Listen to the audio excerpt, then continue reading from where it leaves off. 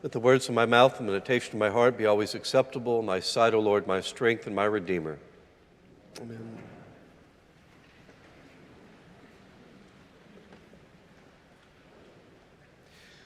What is your most powerful memory?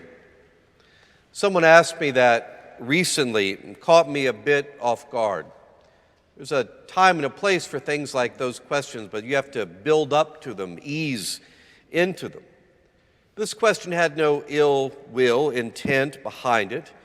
It was from someone earnestly trying to figure out something that had happened in that person's life and was asking me what my most powerful memory was, because for that person this event had just created one.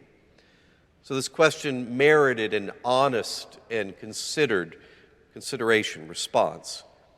What is your most powerful memory? Several images popped into my head immediately. I was watching a slideshow of the past. My first memory, huge surprise here, is a prayer. When I was 4 years old, I prayed at the bottom of the steps in our giant house in Buchanan, Michigan.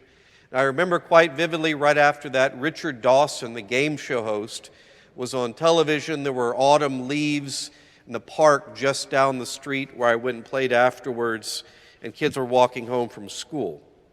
My mother reminded me yesterday the house was not giant. It was barely 1,300 square feet. But everything is bigger and novel when you're young. That doesn't make it any less true or real. That was my first, but not the most powerful memory.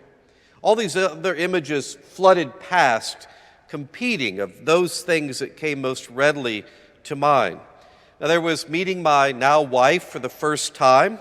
When I told her I was studying to be a priest, the least sexy pickup line possible, she took a noticeable, demonstrable step towards me. There was my wedding day when I was so nervous on the kneeler I kept swaying all over and fell off several times. The first time I preached, which was exhilarating and terrifying. There was that winning the overtime game against our arch rival in high school. 2 health scares when I was 7 and 49, running from the cops and getting away at 16. No further comment on that one. And on they went. For you, what's your most powerful memory? What forms who you are and creates the main narrative of your identity? That's quite a different question than asking, what's your most pleasant memory? What's your favorite one or your oldest one? Those are much easier to answer. What made an impact and stays with you in forming who you are? For most people, it's a traumatic, a terrible event that sears a place in our heads. We seem to be wired that way. How many times have you had 99 people say something positive and there's one negative, and it's the negative that sticks out and stays with you? Part of a healthy and holy life, I think, is to integrate all those experiences, the good and the bad, together. Now, we can be stuck in a fearful, angry state like a never-ending pandemic if the negative memories become the primary ones who shape who we are. That's how we think about ourselves. A life of faith in Jesus calls us to integrate, to contextualize the good and bad of our lives in the context of the life, death, and resurrection of Jesus. That story, the resurrection story, becomes the primary, the motivating, the vivifying narrative that makes sense of everything else. The resurrected life becomes our most powerful memory, rooting us in the past, giving us joy in the present, and giving us a hopeful future. In one sense, we can think of all the Gospels as a collection of the most powerful memories of all those who follow Jesus. They're the communal stories that were so important that made an impact on so many people. They were retold over and over and finally written down and established as the Bible. Our story today, usually called the Transfiguration, occurs in all the Gospels of Matthew, Mark, and Luke. Everybody knew it and wanted to retell it, even though they did not really understand what was happening at the time. And we retell it each year on the last Sunday of Epiphany, this whole season, which is about Revelation's manifestation of who Jesus is, in Greek as the Anointed One, the Christ, or in Hebrew as the Messiah. Now, in a theological sense, what the preacher is supposed to say during a sermon is that this demonstrates several key important points. The transfiguration of Jesus on the mountain is an epiphany, is a revelation of who Jesus is as fully human and as fully divine. And it shows the continuity or even the fulfillment of the Jewish tradition. There's Moses, the great lawgiver, and Elijah, the great prophet. This was all part of the ancestral narrative, the story that they told about themselves that all the hearers would have known. And further, this transfiguration anticipates the crucifixion and resurrection of Jesus. Jesus is transfigured on the mountain before he's disfigured on the cross. He's revealed in glory with his clothes becoming a dazzling white before he is revealed in humility when he's naked on the cross on the hill called Calvary. On the mountain, he's flanked by Moses and Elijah, and on the cross, he's flanked by two bandits. A bright light fills the sky on the mountain, and darkness covers the land with the cross. The gospel writer wants us to know who Jesus truly is when the cross happens and everything seems to fall apart. And further, this transfiguration is a literal mountaintop experience. The mountain, symbolically, mythically speaking, is a place we go to be closer to God, nearer to heaven and earth. Moses met God on the mountain, received the Ten Commandments there on Mount Sinai. Jesus gave his famous Sermon on the Mount. The location is meant to raise awareness. Something special, holy, is about to occur. And on that mountain, Jesus took with him 3 disciples, Peter, James, and John. They went up the mountain together. We don't know, by the way, which particular one, maybe Mount Hermon or Mount Tabor. That's the traditional site. From either one, you can stand on top and have this great vista of all of the area, the region of Galilee. That was their stomping grounds where they grew up. It would be like us taking someone up Mount Washington to see our city spread out before us. The sight is a revelation, but that's not what caught their attention. Before these 3 disciples, with no build-up, with no easing into it, Jesus was transfigured. And I love the Greek here. It says Jesus underwent a metamorphosis. His face shone like the sun. His clothes became a dazzling white, and he's joined by these 2 great figures from their history. And the disciple Peter suggested something rather strange, if you think about it, to build 3 booths or houses or dwellings or tabernacles. He's probably remembering the Jewish feast of booths, what we call Sukkot. It was a joyous occasion to remember traveling through the desert before they arrived in the Promised Land. He was marking something to make a memory. What we do today is take a selfie and post it on social media to make it seem more real.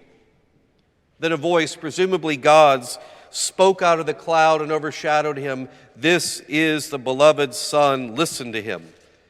And the disciples did what everyone would have done. They cowered in fear at this great sight, at this great light, and the voice from heaven. And Jesus said, as this commonly happens when we encounter the holy, "Do not be afraid."